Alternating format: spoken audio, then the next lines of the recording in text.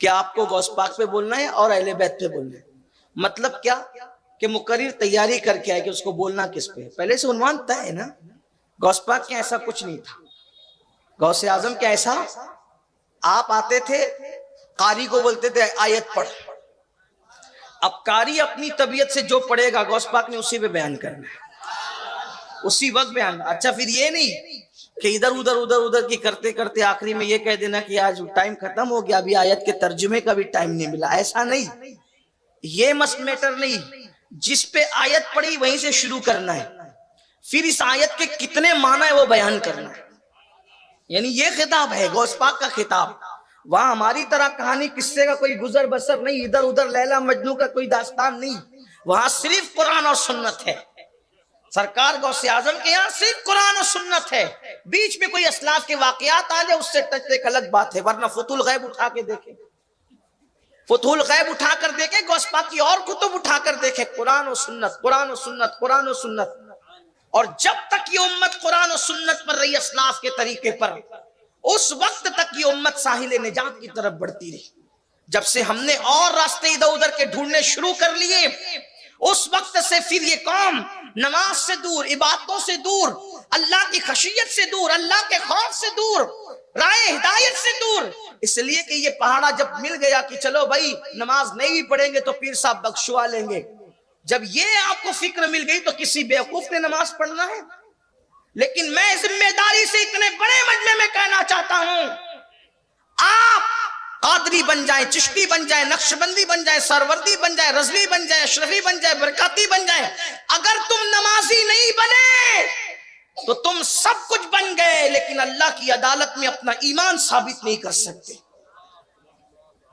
خدا کی عدالت میں اپنا ایمان ثابت نہیں کر سکتے. اللہ کے رسول علیہ السلام نے فرمایا من ترک الصلاۃ متعمدا فقد کفر, کہ جس نے جان بوجھ کے نماز چھوڑ دی وہ کفر کی حد تک پہنچ گیا. اللہ کے رسول علیہ السلام فرماتے جس نے جان بوجھ کے نماز چھوڑ دی میں محمد اس سے بیزار ہوں, قیامت کے دن اس کے ساتھ میرا کوئی وعدہ نہیں ہے. بڑی معذرت کے ساتھ آپ قادریت کو کیا سمجھتے ہیں؟ غوث اعظم فرماتے ہیں بے نمازی مرے اسے مسلمانوں کے قبرستان میں دفن مت کرو. آج سے پوچھنا چاہتا ہوں, جو غوث اعظم بے نمازی کو مسلمان کے قبرستان میں دیکھنا پسند نہیں کرتے, وہ غوث اعظم بے نمازی کو اپنے سلسلے میں کیسے پسند کریں گے؟ اپنی مرضی سے جو چاہے قادری بن جائے, لیکن سچی قادریت سنت کا نام ہے, شریعت کا نام ہے, غوث اعظم کے طریقے پہ ڈٹ جانے کا نام ہے. اس سے ہٹے بے نمازی ہو کر کوئی قادریت کا تصور نہیں ہے. اس لیے مسلمانوں بے نمازی پن سے توبہ کرو, بے نمازی پن سے بچو. سرکار غریب نواز فرماتے ہیں جو نماز نہیں پڑھتا قیامت کے دن اس کی شکل بد جانور کی ہوگی, سور کی ہوگی. اور یہ صرف ان کا فرمان نہیں ہے, صاحب درۃ الناصحین لکھتے ہیں, اللہ کے رسول کی حدیث ہے, میرے آقا فرماتے ہیں جو نماز نہیں پڑھتا جب وہ اپنی قبر سے اٹھے گا تو کالے خنزیر کی شکل میں اٹھے گا, کالے سور کی شکل میں اٹھے گا. چہرے پہ پھنسی آئے تو لوگ ولیمے میں جانے کی ہمت نہیں کرتے, جلسے جلوس میں جانے کی ہمت نہیں کرتے, اسکول کالج بازار جانے کی ہمت نہیں کرتے, چہرے کی پھنسی لے کے دوستوں کے درمیان نہیں جاتے. لیکن جب نماز چھوڑنے کی وجہ سے کالے سور کی طرح چہرہ ہوگا, وہ کالے سور کا چہرہ لے کر اللہ کی بارگاہ میں کیا منہ دکھائیں گے؟ بڑی سادگی سے کہتے ہیں مولانا ٹائم نہیں ملتا نماز کے لیے, مولانا وقت نہیں ملتا نماز کے لیے. جس قوم کو نماز کے لیے وقت نہیں ملتا اس قوم کو فیس بک کے لیے وقت کیسے ملتا ہے, واٹس ایپ کے لیے وقت کیسے ملتا ہے, یوٹیوب کی گندگی کے لیے وقت کیسے ملتا ہے, گندی فلموں کے لیے وقت کیسے ملتا ہے؟ حیرت ہے, جس خدا نے ساری نعمتیں دی ہے اس کے لیے کوئی وقت نہیں ہے, اور وہ گندی فلمیں, وہ گندی پکچریں, وہ گندے ترین دوست جو مرنے کے بعد کاندھا دینے کے لیے بھی نہیں آئیں گے, ان کے لیے وقت مل جاتا ہے. اللہ کے لیے, سچے خدا کے لیے وقت نہیں. کہاں ہے مسلمان, کہاں ہے مسلمان؟ مسلمانوں اپنے حال پہ رحم کرو. اللہ بے نمازی پن کی وجہ سے جو عذاب دے گا اس کو برداشت کرنے کی طاقت نہ تمہارے اندر ہے نہ میرے اندر ہے. کوئی پہاڑ بھی اللہ کے عذاب کو برداشت نہیں کر سکتا. انسان کا جسم کیسے برداشت کر سکے گا؟ تو عرض یہ کر رہا تھا، بات دور نہ نکلے. اللہ اکبر. میرے آقا غوث اعظم نے فرمایا قاری سے تلاوت کر. قاری نے تلاوت کی. غوث اعظم نے اسی آیت پر بیان شروع کیا. اب آیت کا ترجمہ پڑھا. ترجمہ کرنے کے بعد اس کی ایک تفسیر بیان کی. تفسیر تو وہ قادری جو بیٹھا تھا ابن الجوزی کے بارے میں اس نے دیکھا. جو کسی کو ساتھ میں تقریر کے لیے لاتا ہے، مقرر اچھا پوائنٹ بولتا ہے تو وہ دیکھتا ہے کہ میں لایا نا تجھے، دیکھ کتنی اچھی بات کرے ہمارے حضرت، ایسے دیکھتا ہے نا. تو قادری نے بھی ایسے دیکھا. اب ابن الجوزی تھے، سر کرنا کوئی آسان کام نہیں تھا. جیسے ہی دیکھا ابن الجوزی نے کہا میں جانتا ہوں کوئی نئی بات نہیں کہی یعنی تیرے پیر نے، جانتا ہوں، مجھے معلوم ہے یہ تفسیر. دوسری پڑھی یہ بھی جانتا ہوں، تیسری پڑھی یہ بھی جانتا ہوں، چوتھی پڑھی یہ بھی جانتا ہوں، 7 تفسیر پڑھی سب پہ سر ہلا. 8ویں پڑھی منہ بند. یعنی یہ نہیں جانتے تھے ابن الجوزی، علم پہ ناز اتنا تھا لیکن اب 8ویں سے نہیں جانتے، 9ویں نہیں جانتے، 10ویں نہیں جانتے، 11ویں نہیں جانتے. بعض نے لکھا 40 تفسیر بیان کی ایک آیت کی، اور بعض بزرگوں نے لکھا 70 معنی بیان کی ایک آیت کا. 70 اور 70 ہزار معنی ہے ایک ایک آیت کا. یہ ظاہری، اور جو اس کے سوائے وہ تو الگ ہے. بلکہ ہمارا عقیدہ تو یہ، امام عبدالوہاب شعرانی کہتے ہیں قرآن کا نزول بند ہوا ہے لیکن معنی قرآن آج بھی مومنوں کے دل پر نازل ہو رہا ہے.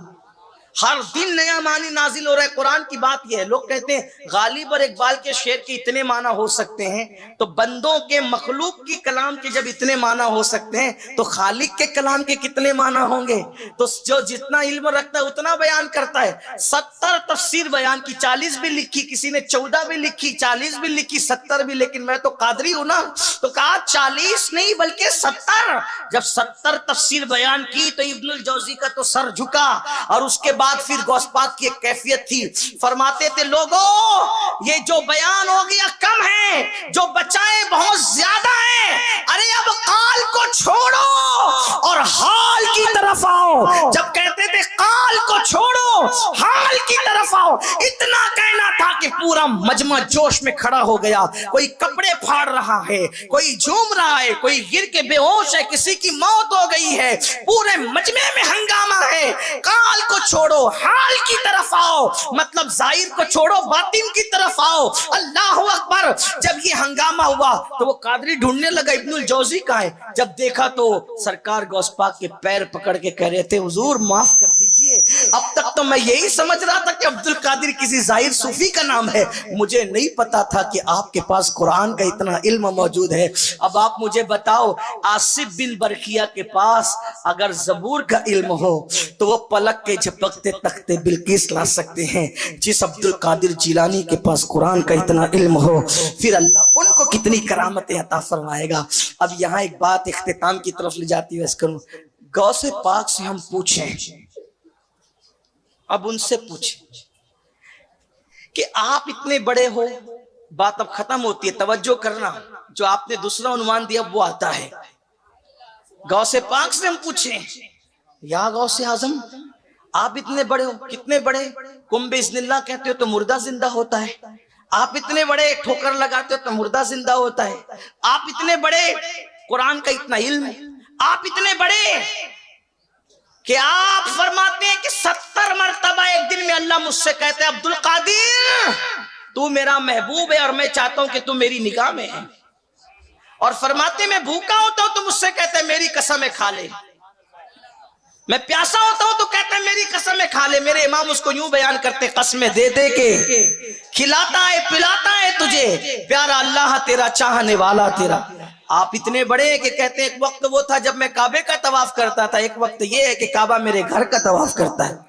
لوگ کہتے ہیں یہ باتیں یہ لوگ پھینکتے ہیں، لیکن ایسے نہیں ہے، لکھا ہمارے بزرگوں نے، سارے اقطاب جہاں کرتے ہیں کعبے کا طواف، کعبہ کرتا ہے طواف در والا تیرا، آپ اتنے بڑے ہیں، شکر کے جوش میں ہے وہ تجھے کیا جانے، خضر کے ہوش سے پوچھے کوئی رتبہ تیرا، یعنی کہ ہر ولی بھی آپ کا مرتبہ نہیں سمجھ سکتا ہے، ابھی بات آگے آئے گی، ہر ولی بھی آپ کا مرتبہ نہیں سمجھ سکتا، وہ ولی نہیں سمجھ سکتا تو میں کیا، میں تو اتنا گنہگار آدمی، لیکن بزرگوں نے جو بتایا ذرا سن لو، اگر کسی کو غوث پاک کا مرتبہ پوچھنا ہے تو خضر علیہ السلام سے پوچھے، کسی کی ملاقات حضرت خضر سے ہوئی، پوچھا، یہ شیخ عبدالحق لکھ رہے ہیں محدث دہلوی کہ خضر علیہ السلام سے پوچھا کہ عبد القادر جیلانی کیسے ہیں، تو خضر علیہ السلام نے فرمایا ان کے جیسا ولی نہ ان سے پہلے ہوگا نہ ان کے بعد ان کے جیسا کوئی ولی ہو سکتا ہے۔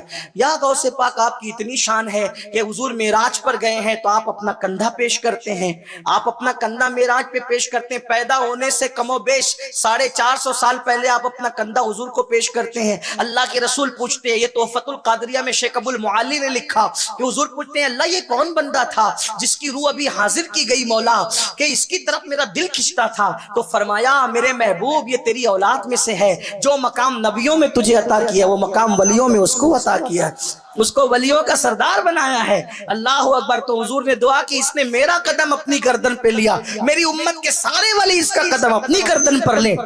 آپ اتنے بڑے ہیں غوث پاک، سر بھلا کیا کوئی جانے کہ ہے کیسا تیرا، اولیاء ملتے ہیں آنکھیں وہ ہے تلوار، بھئی کسی کو کچھ نہ کچھ ملتا ہے تو کسی وجہ سے ملتا ہے، آپ کو کیسے ملا؟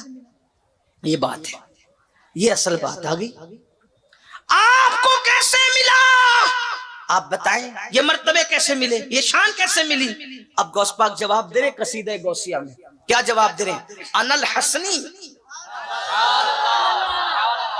کیا کہہ رہے ہیں؟ انا الحسنی والمخدع مقامی وعالامی علی عنق الرجالی واقدامی علی عنق الرجالی، کہ مجھے یہ مرتبہ جو ملا ہے کیا کہ سارے ولیوں کی گردن پر میرا جو قدم ہے یہ مقام